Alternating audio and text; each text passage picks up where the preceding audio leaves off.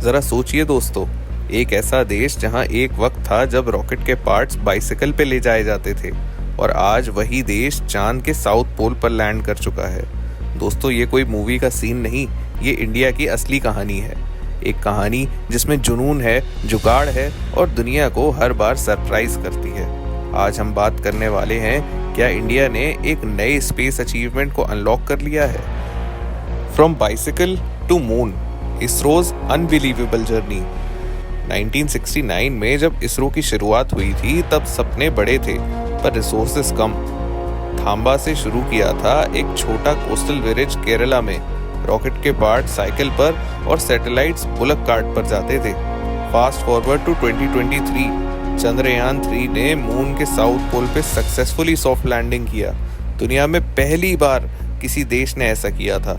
NASA, रोस्कॉस्मोस या ESA जैसे giants ने भी यहाँ तक पहुँचने पर इंडिया को काफ़ी सराहा।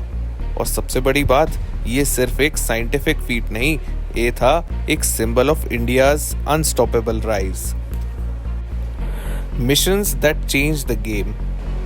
मंगलयान 2014, इंडिया का पहला मार्स मिशन, सबसे सस्ता और पहली ही कोशिश में सफल। दुनिया भर के साइंटिस्ट हैरान रह गए। चंद्रयान 1, पता है मून पर पानी होने का सबसे पहला प्रूफ किसने दिया? इंडिया ने, with its Chandrayaan 1 that launched in 2008। बात करते हैं चंद्रयान 3 की, जो 2023 में लॉन्च हुआ। एक प्रिसाइज, कम बजट और हिस्टोरिक लैंडिंग जिन्होंने मून पर काफ़ी डिस्कवरीज करने में इंडिया की मदद की। आदित्य L1 2023, अब हम सन के सीक्रेट्स जानने निकले हैं। ये मिशन स्पेस, वेदर और सोलर एक्टिविटी पे लाइट डालेगा, जिसका इम्पैक्ट पावर ग्रिड्स और सैटेलाइट्स तक पड़ता है।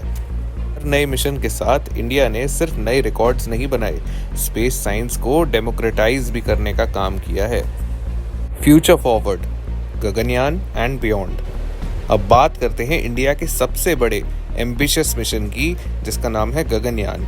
ये इंडिया का पहला ह्यूमन स्पेस फ्लाइट प्रोग्राम होगा। 2030 तक इंडियन एस्ट्रोनॉट्स भी स्पेस में होंगे विद देयर देसी रॉकेट्स, देसी कैप्सूल एंड देसी टेक्नोलॉजी।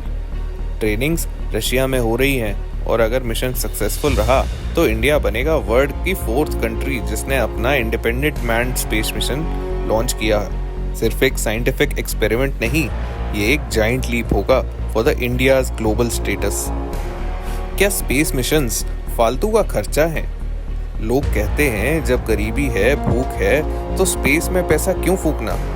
लेकिन दोस्तों, स्पेस में पैसा ऊपर जाता है पर इम्पैक्ट जमीन पर होता है।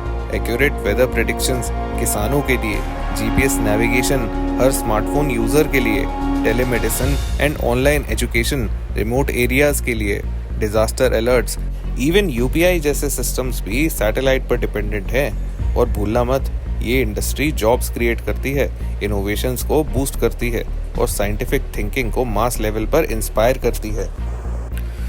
कंट्रोवर्सीज एंड चैलेंजेस, हर कहानी में कुछ ना कुछ ट्विस्ट होता है और इसरो भी कंट्रोवर्सी से बच नहीं पाया।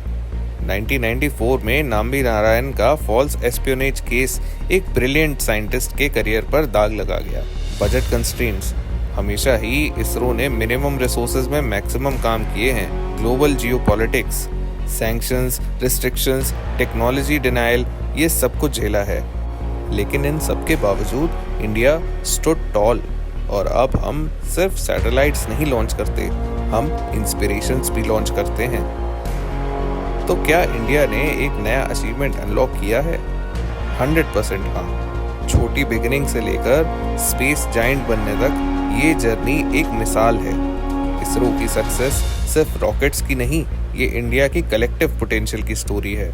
आज अगर एक छोटा बच्चा भी चांद पे पहुंचने का सपना देखता है तो वो सपना इसलिए पॉसिबल है क्योंकि इंडिया ने इसे अपने दम पे हासिल किया है।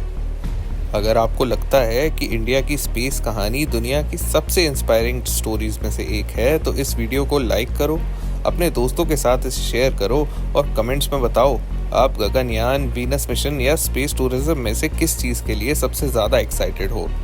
मिलते हैं अगले वीडियो में।